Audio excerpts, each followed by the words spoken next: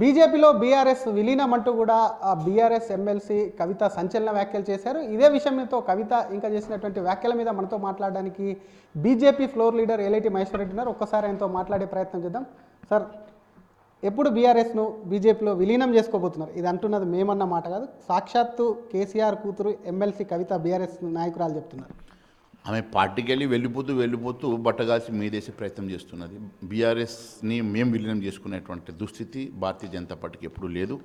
BRS party విలీనం చేయాలని వారి కోరిక ఉన్నా బీజేపీ మాత్రము అలాంటి ఆలోచన చేయదు, అలాంటి అవసరం మాకు లేదు. ఎందుకంటే మీరు చూశారు, 2 సీట్ల నుంచి ఈరోజు అధికారాన్ని మరి నరేంద్ర మోడీ గారి నాయకత్వంలో ముచ్చటగా 3వ అబ్సల్యూట్ మెజార్టీ తోటి మరి దేశాన్ని ప్రజల మన్ననలు పొందేసి అధికారంలోకి వచ్చినటువంటి బీజేపీకి ఇతర పార్టీలను విలీనం చేసుకునేటువంటి దుస్థితి అవసరం లేదని అనుకుంటున్నాను. కానీ గతంలో వేరే వాళ్ళు చేశారు, కాంగ్రెస్ నేతలు చేశారు, బీజేపీలో బీఆర్ఎస్ విలీనం అవుతుందని.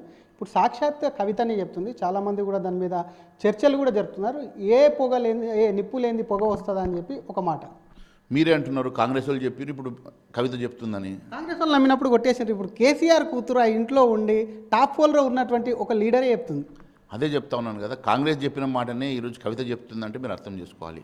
మరి కవితను ఎవరు ఆడిస్తూ ఉన్నారో, ఎందుకు ఆడిస్తూ ఉన్నారో మీకు దీనివల్ల అర్థమవుతుంది.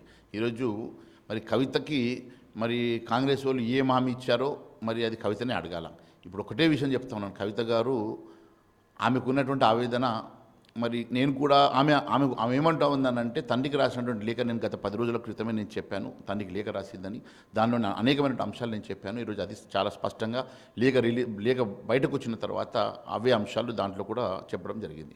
ఆమెకున్న ఆవేదన ఈరోజు కూడా మీరు చూసినట్టయితే ఆమె అన్న కేటీఆర్ మీద ఆమె టార్గెట్ చేసింది. నేను చెప్పిన అన్న విదేశ టూర్లో ఉన్నప్పుడు ఇక్కడ కవిత ఏం మాట్లాడుతుందో చెప్పాను. ఈరోజు కూడా అదే స్పష్టంగా ఆమె మాట్లాడినటువంటి అంశం ఏమంటే, అన్న తన సోషల్ మీడియాలో నా మీద చెడు ప్రచారం చేయిస్తూ ఉన్నాడు, అన్న నన్ను పార్టీలో ఎదగనీయకుండా స్పేస్ ఇవ్వడం లేదు అనేది ఆమె ఆవేదన. అంటే ఈరోజు ఆమె చెప్పదలుచుకుంది ఏంటంటే, బీఆర్ఎస్ అధికారం రావడానికి, బీఆర్ఎస్ స్థాపన నుంచి నేను కూడా అన్నకు సమానంగా కష్టపడ్డాను, నేను కూడా జాగృతి పేరు మీద కష్టపడ్డానని చెప్పి మరి నాకెందుకు పదవుల పంపకంలో అన్యాయం చేస్తూ ఉన్నారు, నన్ను పార్టీలో ప్రమోట్ చేయడంలో మరి అన్నకి ఇచ్చిన ప్రిఫరెన్స్ ఇవ్వడం లేదు, మరి అవినీతి సొమ్ము కూడా నాకు సమానంగా ఎందుకు పంచడం లేదు అని ఆమె ఆవేదన. మరి ఈరోజు ఆమె ఆవేదనలో రెండో అంశం ఏమనంటే, అన్నకు వర్కింగ్ ప్రెసిడెంట్ ఇచ్చినారు, మరి నాకెందుకు వర్కింగ్ ప్రెసిడెంట్ ఇవ్వడం లేదు, అన్నకు ఫ్రీ హ్యాండ్ ఇచ్చినారు, నాకెందుకు ఫ్రీ హ్యాండ్ ఇవ్వడం లేదనేది ఆమె. ఇది ఇంటర్నల్గా పార్టీలో ఉన్నటువంటి అంతర్గత కలహాలు, కుటుంబ కలహాలుగా నేను చూస్తూ ఉన్నాను. మరి ఈ అంశము గత ఎన్నో రోజుల నుంచి నడుస్తున్నప్పటికీ కూడా ఇప్పుడు ఆ అంశాలు చాలా స్పష్టంగా ఆమె జైలుకు పోయించిన తర్వాత బయటపడ్డది. మరి ఇంకా నేను లోతులకు వెళ్ళదలుచుకోలేదు, కానీ ఒక మాట చాలా స్పష్టంగా చెప్తా ఉన్నాను. ఈ కలహాలలో ఆమె టార్గెట్ అంతా కూడా అన్నకి ఇచ్చిన ప్రాధాన్యత నాకు రావడం లేదనేటువంటి ఆమె ఆలోచన విధానంలో ఈ పార్టీలో ఆమెకు భవిష్యత్తు ఉంటుందో లేదో అని ఆమె ఆలోచిస్తున్నటువంటి తరుణం. మరి తండ్రి నచ్చజెప్పే ప్రయత్నం చేసిన ఈరోజు మరి ఈ రాష్ట్రంలో తన సొంత ఇంట్లో కొడుకును, కోడల్ని, అల్లుడిని కూడా సంధాయించుకోలేనటువంటి పరిస్థితిలో ఫామ్ హౌస్కే పరిమితమైనటువంటి కేసీఆర్ గారి మీద కూడా వారి ఎమ్మెల్యేలనే మరి ఎందుకు ఈ రకంగా మరి కేసీఆర్ గారి పరిస్థితి ఎందుకు ఈ రకంగా డీలా పడింది, ఆయన ఈరోజు కుటుంబ సమస్య పరిష్కరించలేని వ్యక్తి ఈరోజు రాష్ట్ర పరిస్థితి ఏం పరిష్కరిస్తారో అనే ఆలోచనలో ప్రజలు కూడా ఆలోచిస్తున్నారు. నేను ఒకటే ఆయన ఎమ్మెల్యేలు కూడా ఈరోజు బాటంగానే చెప్తా ఉన్నారు. నేను ఒకటే అడుగుతా ఉన్నాను, ఈరోజు ఈ రాష్ట్రంలో వారి అనేకమైనటువంటి సమస్యలు అధికారం కోల్పోయిన తర్వాత ఒక ఎంపీ సీటు కూడా గెలవలేకుండా పార్టీ డీలా పడుతున్న సందర్భంలో ఈరోజు పార్టీ చీలిక దశగా ముందుకెళ్తున్నది. ఖచ్చితంగా రేపు కవిత బయటకెళ్ళి ఆమె పార్టీ ఆమె పెట్టుకుంటుంది. మరి అదే మాదిరిగా రేపు రాబోయే రోజుల్లో కూడా పార్టీ ఇంకా ముక్కలే అవకాశాలు కూడా ఉంటాయి. గతం అధికారంలో ఉన్నప్పుడు చులకన చేసి ప్రాధాన్యత ఇవ్వక హరీష్ రావు గారిని కూడా ఏ రకంగా హ్యూమిలేట్ చేశారో మనం చూసాం. మరి ఇప్పుడు హరీష్ రావు గారు కూడా సమయం కోసం వెయిట్ చేస్తారు. వారు కూడా సమయం కోసము మరి ఈరోజు అన్ని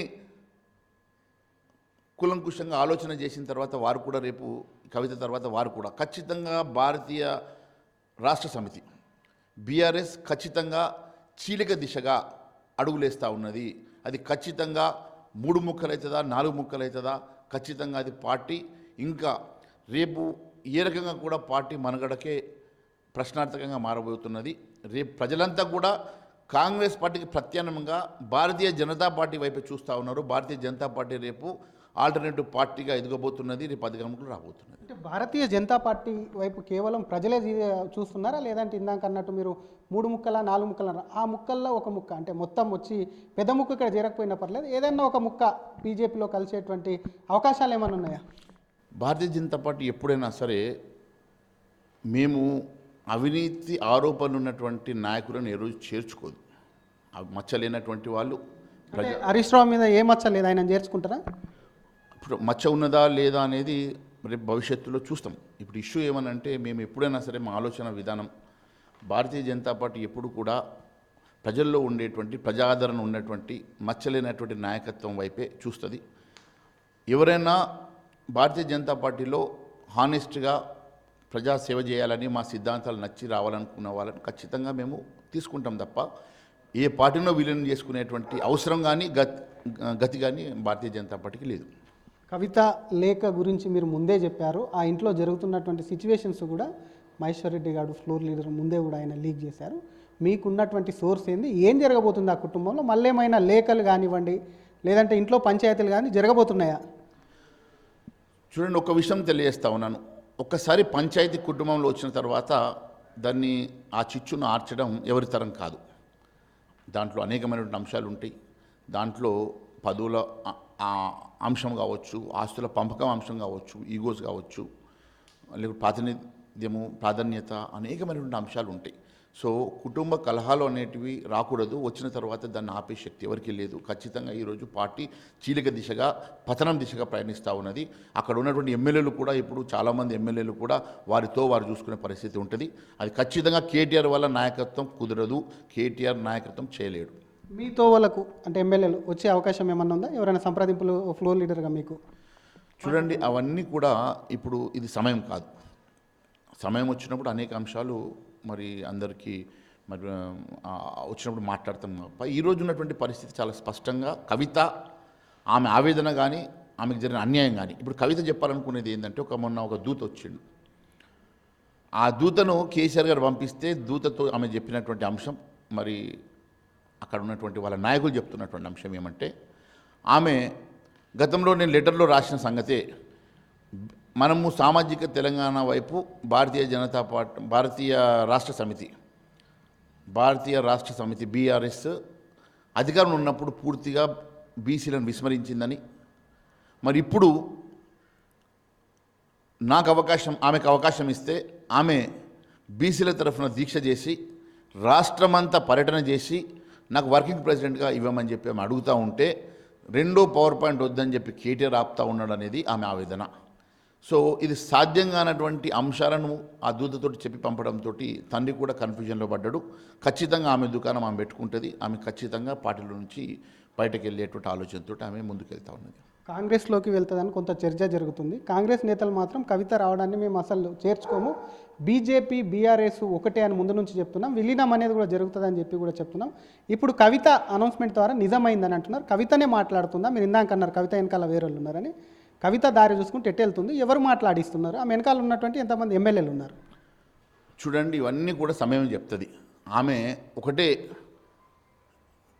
కాంగ్రెస్ వాళ్ళు మాట్లాడినటువంటి అంశమే ఈరోజు కవిత మాట్లాడుతుంది మీరే చెప్తా ఉన్నారు. కాంగ్రెస్ వాళ్ళు మాట్లాడినటువంటి అంశాలని ఆమె మాట్లాడుతుందంటే దాని వెనక ఎవరున్నారు చాలా స్పష్టమవుతున్నది. దాన్ని మనం ప్రత్యేకంగా చెప్పాల్సిన అవసరం లేదు. ఆమె కూడా ఇక్కడ మరి ఆమె కాంగ్రెస్ వాళ్ళతోటి సేల్ అవుతుందని నేను చెప్పడం లేదు. అట్లని చెప్పేసి ఆమె ఏ కార్యాచరణ చేస్తుంది అనేది ఆమె ఖచ్చితంగా ఒక కార్యాచరణ మాత్రం చేస్తుంది. పార్టీ మాత్రం ఖచ్చితంగా ముక్కలవుతుంది.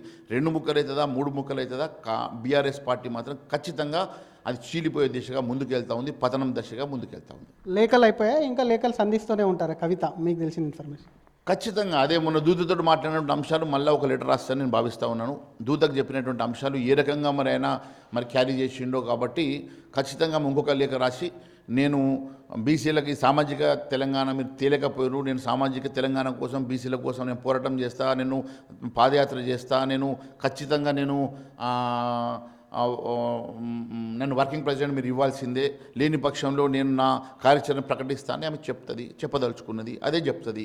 దాని తర్వాత మీరే చూస్తారు ఏ రకంగా పార్టీ చీలబోతుందో మీరు చూస్తారు. కానీ తండ్రి కూతుర్ల మధ్యలో దూతలు ఎందుకు? ఎందుకంటే కవిత అంటే కేసీఆర్కు ప్రాణం అన్నారు, జైలుకు పోయినప్పుడు చాలా పెద్ద ఎత్తున చర్చ జరిగింది. కానీ మధ్యలో దూతలు వచ్చేంత వరకు ఎందుకు వచ్చింది అనుకుంటున్నారు? కేవలం పదవులు ఆస్తుల కోసమేనా, లేదంటే అలా కుటుంబంలో ఉన్నటువంటి హరీష్ రావు, కేటీఆర్ కానీ సంతోష్ రావుతో పడలేక అనుకుంటున్నారు?